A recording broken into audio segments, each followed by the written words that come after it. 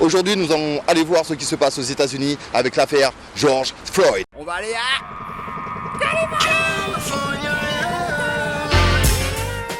en Martinique. Est-ce que nous connaissons vraiment le racisme? Bonjour. Quoi qu'il arrive, on est toujours concerné parce que on reste des êtres humains. Et quelle que soit la raison, la cause de l'intervention, je ne pense pas que ça nécessitait un tel acharnement. C'est pas bon, on l'a refait. Non, mais si c'est pas bon, je vais pas passer ça parce que c'est quand même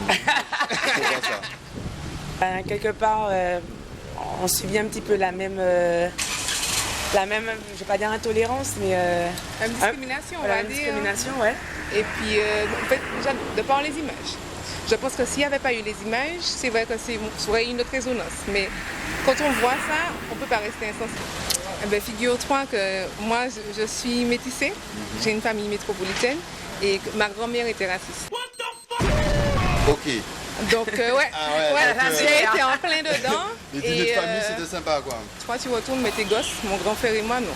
Non. Ils sont pas assez clairs. J'imagine encore plus de moi, je ne sais pas quelle aurait été sa réaction.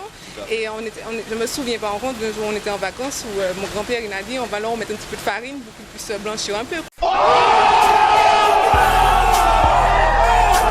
On est un peu tous concernés par cette affaire, surtout quand on est de couleur.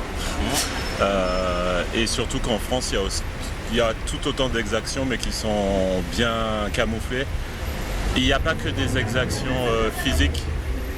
Que des brutalités physiques qui peuvent être faites. Il y a aussi des brutalités dans le comportement face à l'autre et dans le rang qu'on lui donne. Est-ce qu'on le met à son niveau ou est-ce qu'on le met bien plus bas? Et ça peut arriver dans certains cadres, notamment professionnels. Bien sûr, on est tous concernés. Mais c'est vrai que dans l'acte en lui-même, c'est quand même violent, je trouve. En métropole, quand j'ai vécu, oui. Pour une société, c'était plutôt les collègues, pas forcément les dirigeants, pardon, mais c'était plutôt des collègues de travail. Mais ça se ressent toujours ici.